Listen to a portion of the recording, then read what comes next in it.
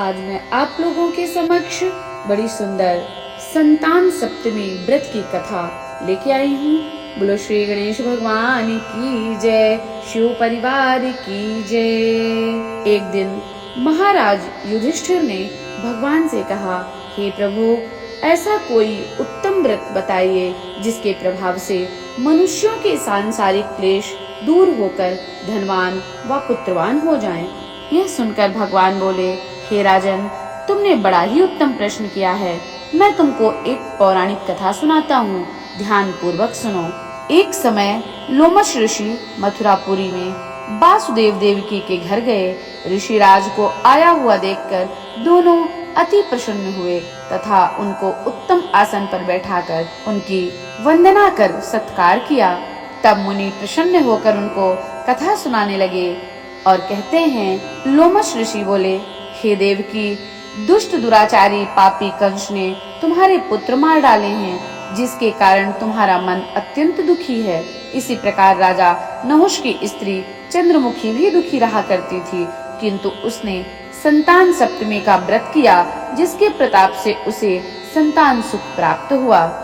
यह सुनकर देवकी ने मुनि से कहा, हे मुनिवर, कृपा करके चंद्रमुखी का संपूर्ण वृत्तांत व कथा विस्तार पूर्वक मुझे बताइए, जिससे मैं भी इस दुख से छुटकारा पाऊं।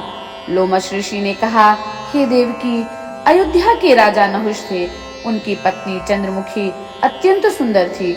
उसी नगर में विष्णुगुप्त नामक एक ब्राह्मण रहता था। उसकी स्त्री का नाम भद्रमुखी था। वह भी अत्यंत रूपवान स्त्री थी। रानी व ब्राह्मणी में अत्यंत प्रेम था। एक दिन वे दोनों सरयू की नदी में स्नान करने गईं।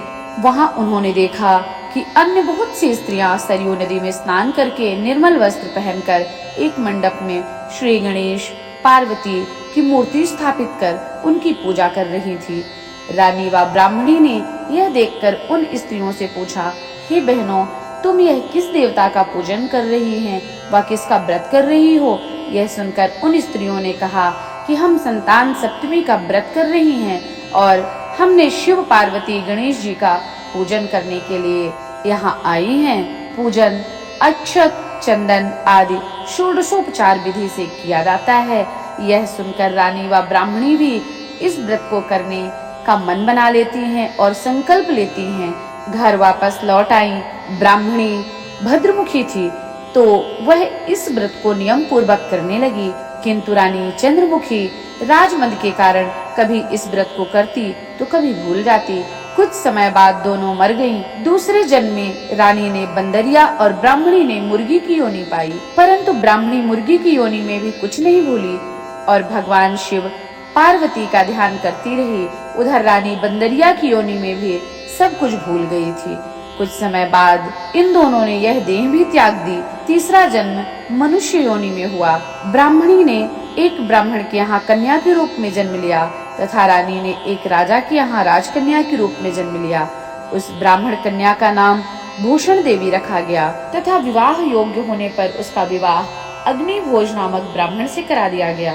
भूषण देवी के अति सुशील स्वभाव वाले 8 पुत्र पैदा हुए। यह सब शिव जी के व्रत का फल था। दूसरी ओर शिव जी की पूजा से विमुख निसंतान रानी दुखी रहने लगी। रानी व ब्राह्मणी में जो प्रेम पहले था वही प्रेम अब भी बना रहा। रानी जब वृद्धावस्था को प्राप्त होने लगी तब उसे गूंगा बहरा बुद्धिहीन व अल्प आयु वाला पुत्र हुआ तथा वह 9 वर्ष की आयु में ही इस संसार को छोड़कर चला गया। अब तो रानी पुत्र शोक से बड़ी दुखी व्याकुल रहने लगी। देवयोग से भूषण देवी ब्राह्मणी रानी के यहाँ अपने सब पुत्रों को लेकर पहुंची। रानी ब्राह्मणी के इस वैभव एवं 8 पुत्रों को देखकर उसके मन में ईर्ष्या होने लगी। उस ब्राह्मणी ने रानी का दुख दूर करने के लिए अपने 8 पुत्र रानी के पास छोड़ दिए।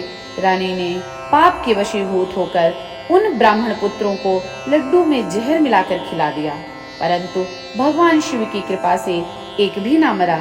जब भूषण देवी भगवान की पूजा सेवा से निवृत्त होकर वहां आई तो रानी ने उससे कहा, मैंने तेरे पुत्रों को मारने के लिए लड्डू में विष मिलाकर खिला दिया, परंतु इनमें से एक भी नहीं मरा।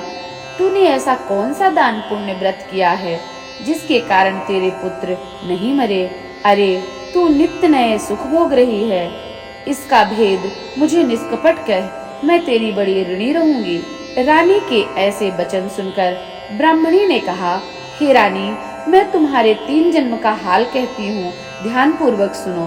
पहले जन्म में तुम राजा नहुष की चंद्रमुखी नामक पत्नी थी और मैं ब्राह्मणी थी। हम अयोध्या में रहते थे और मेरा तुम्हारा बड़ा प्रेम था। एक दिन हम सरयू में स्नान करने गए तो वहाँ कुछ स्त्रियों को संतान सप्तमी का व्रत व शिव पूजन करते देखा।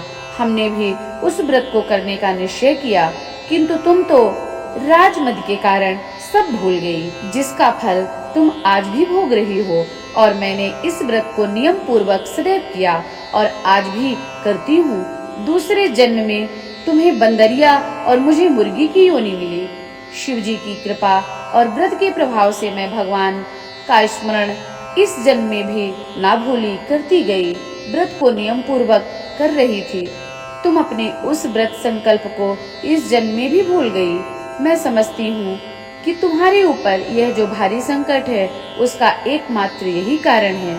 इसलिए मैं तो कहती हूँ कि आप अब भी इस संतान सप्तमी के व्रत को करिए, जिससे तुम्हारा यह संकट दूर हो जावे। लोमश ऋषि बोले, हे देवकी, इतना सुन रानी ब्राह्मणी के चरणों में पड़कर क्षमा याचना करने लगी और शिव पार्वती की अपार महिमा के गीत गाने लगी।